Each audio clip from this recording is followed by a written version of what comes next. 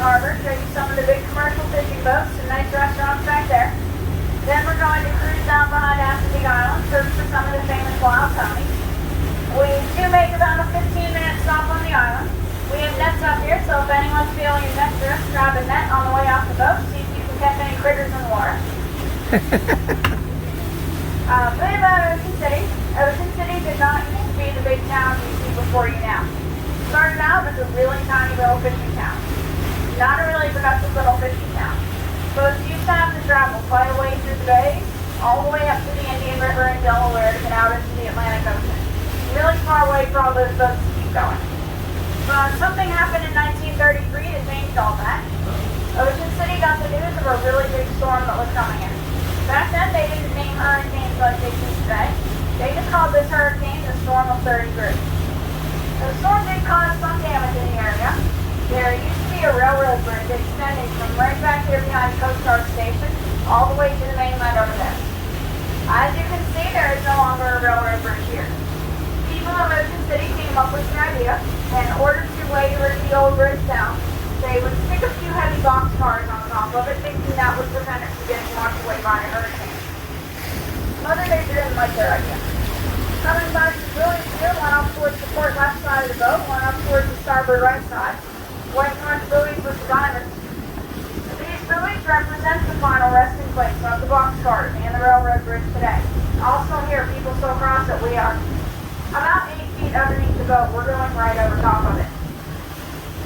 And you can also get a look out there at Ocean City's inlet. Old boxcars were on Storm top of of? 33 broke through land right there, created Ocean City's inlet. Oh. Allowed all the fishing boats easy access to the bays right out into the Atlantic Ocean. A lot of hotels popped up, fishermen had to have places to stay. Restaurants got built, they had to have places to eat when they came in to go fishing. With the creation of the inlet, the Storm of 33 actually helped Ocean City become the town it is now. Not really often you hear about a hurricane doing something good for a town. Well. The Sandy Beach area there is the northern tip of Assateague Island. That is the only place recreational boaters are really allowed to land boats.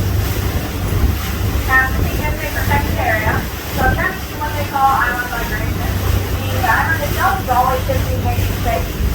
Island migration just refers to sand from the ocean side being blown over towards the bay side by the waves when storms are come in. Causes the island actually roll over itself. They do have a dredge that'll come back here every so often and will dredge out the bays behind the island, help us when it needs a bit. Also keeps Assateague from drifting too much. Assateague is what's called a barrier island. Barrier islands do protect the mainland from weather that's frozen. They try their best to keep Assateague where it is as much as possible. And off towards the starboard, right side of the boat, that rocky area where all those little tiny houses are. Those are all private homes. That used to be a local school called City. Not a really popular local school. Commercial fishermen coming into the harbor to prepare their nets before docking to offload, helping speed up the process a bit. All the fishermen, some, campers, whatever else they want while cleaning fish, get tossed off the side of the boat coming into the harbor. All that stuff used to wash up on that beach over there. You can probably imagine sitting out there baking in the hot summer sun many times through the day. That became an extremely fishing time. We're not staying there. The big railway in Ocean City's commercial fishing harbor was built back in 1934, 1 year after the Storm of 33 created the inlet. This back in here is part of West Ocean City across the Route 50 Bridge. Some nice restaurants back in here we're going to point out. Also have quite a few boats back here this afternoon. Owners of the Shark get a lot of their seafood from boats that come into our commercial harbor. A lot of their produce and meats come from local Delaware and Maryland farms. Their menu does change on a daily basis depending on what the fishermen catch and what the farmers happen to sell. And these are not their menu. If something does come from a boat in our commercial harbor, it'll say on the Shark's menu what boat the seafood came from. Huh.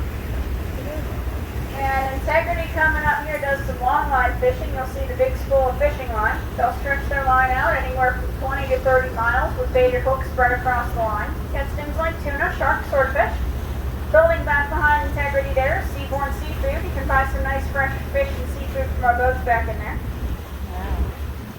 And Luna is a gill netter. They'll set their net, fish swim in, can't guide it back out, get caught behind the gill. They'll pull the nets on the boat, pick out the fish they catch.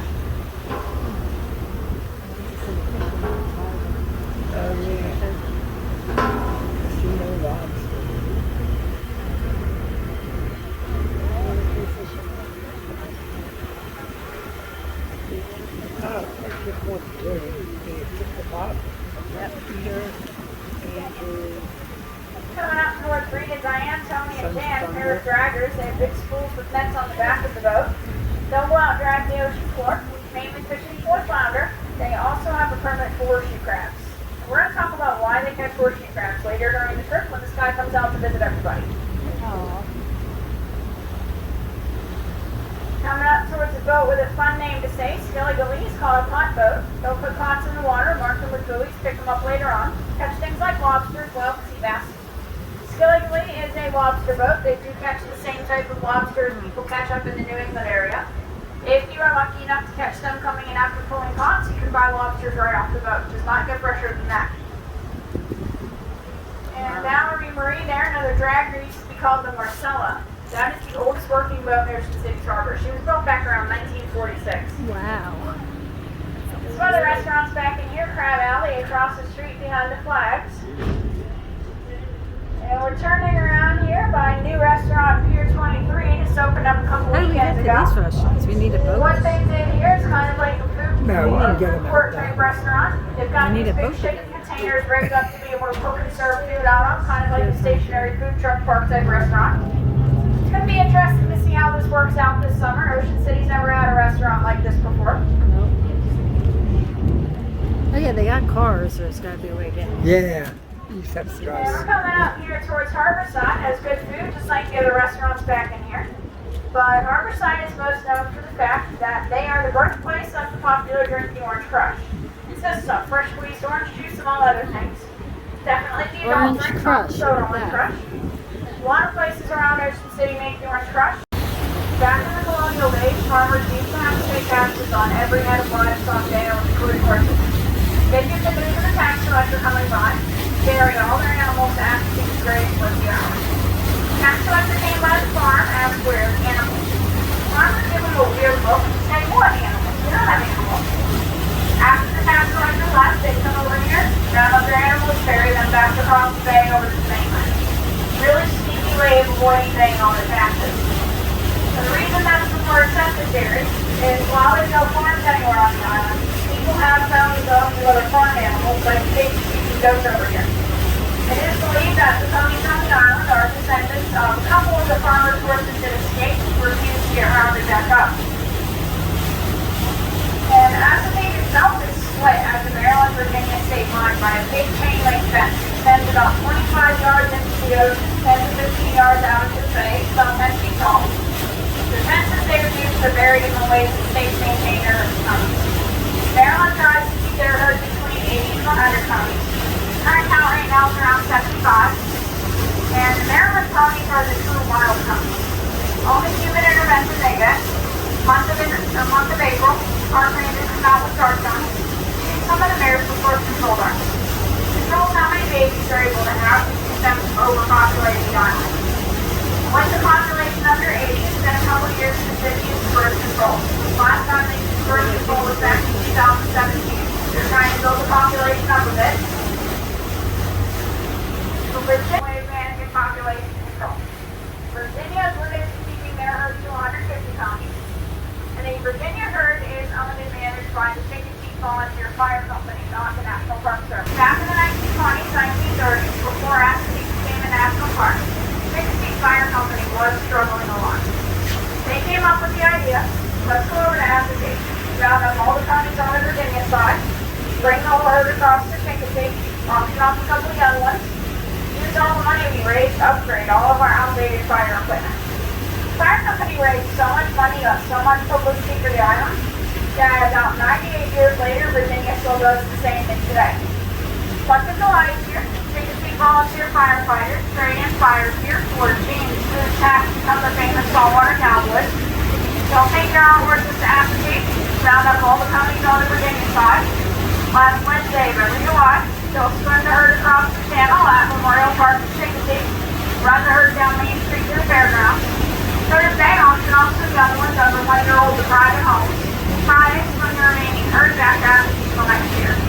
Annual Pony Swim, Pony Run, Pony Penny Day, part of the 6-week volunteer fireman's There's the carnival, starts ponies on right July. there. You see any? Yep, they're right there. And we do have some ponies in the field up ahead here. All right. The ponies on Assateague have a bit of a fluid appearance, more than worth their interesting.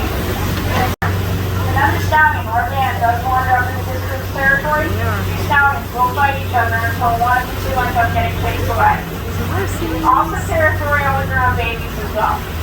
One of the stallion's mares happens to give birth to a little baby boy. Dad will let it stay with the group till it gets to be about 2 or 3 years old, sometimes younger than that, depends on Dad. Dad will chase his own son out. He doesn't want any competition in his band, even if it is his son. There have been times younger colts will try and overthrow Dad, take over the band. Oh, wow. Dad doesn't want that.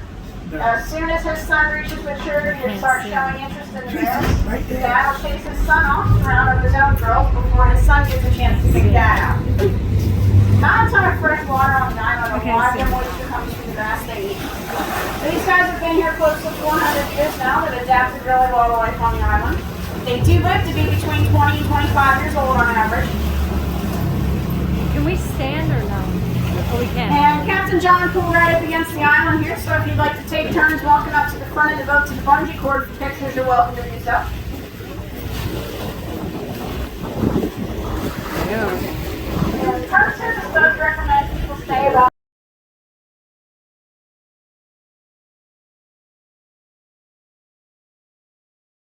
exposed to the high salt levels.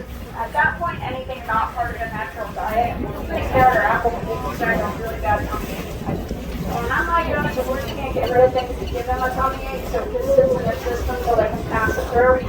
Say something they're helpful like they eat crap. And the other issue at times is what's called food aggression, like resource guarding. It happens when people unintentionally feed wild animals or associate people with food. Prime example of that, there was a stallion down around campground, locals called Chip. He became so used to people feeding him all the time and leaving food out, and he became extremely aggressive around food to the point where he was actually charging at people to get them away from their things, because he was essentially taught by people to cool as people need food. It got to the point where he was even charging at rangers when they tried to keep him away from people's things. He was kicking and biting people on a regular basis. He was even attacking other ponies that walked by people's things. He became such a danger to himself, other ponies. She's picking it up. Oh my goodness. Where are we? We're on Assateague Island. And as you can see, we are right near the pony, but we're not allowed We to have grass. 15 minutes to hang here with the horses. We got off the boat. We're not allowed to pet them. We're not allowed to step on the grass. We have till about 4:57. Okay, so there might be some ocean stuff too. And look at those two back there. Oh, they are precious. Oh, hello, horsies. You guys are all gorgeous. You all have freedom. Yeah, they got You just freedom. got freedom. You can do whatever you want. Just don't hurt the people. Yeah. Look at that. Oh, aren't they precious? How beautiful.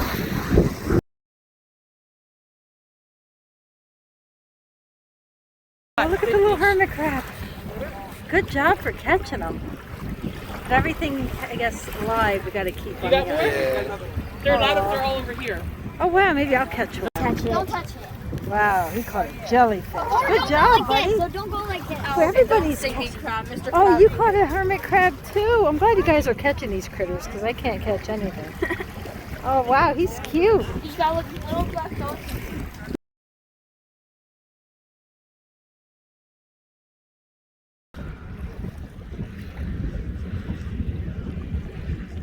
Wow, look at all these horsies, honey. They're so cute.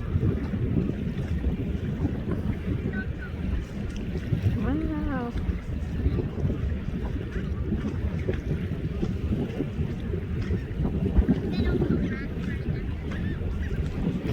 Oh, look at that bird. Where'd he go? Oh, there he is. Look at the bird. I even got a birdie on video. See? Look at the birdie. Look kind of bird is that, honey? The white bird. I can't tell. Go ahead. Do you know what kind of bird that is? That little white one? Snowy Oh, egret. egret. Yep. Oh, he's cute. Hello, birdie. I love birdies.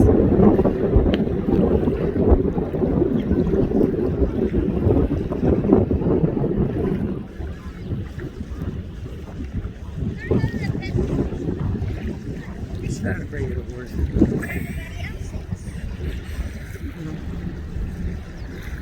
There's one all the way down there by Miss Lonesome. Horse? Yep, all the way down there. I'll show you all the way. Let's see, where is he at? Somewhere down there he is.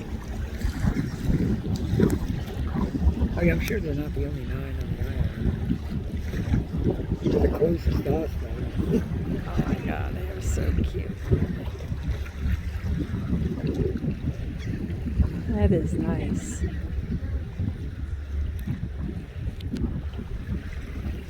This is nice. I live us on this island for like 15 And minutes. yeah, the weather got nicer. Yeah. The rain So I'd rather stopped. do this because there's no big flies biting you or anything. Like when we drove there 2 years ago, I got bit by flies like crazy. That's why I don't want to go there now. I'd rather do it by boat. Then you won't get fed up. For some reason, when I go places, I get fed up like crazy.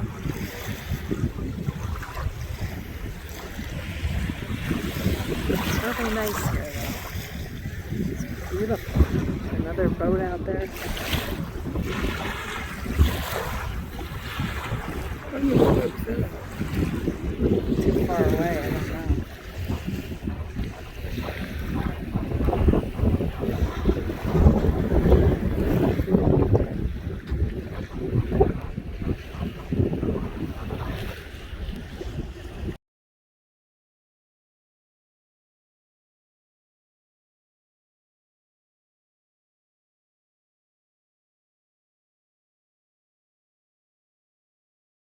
Don't fly away, birdies.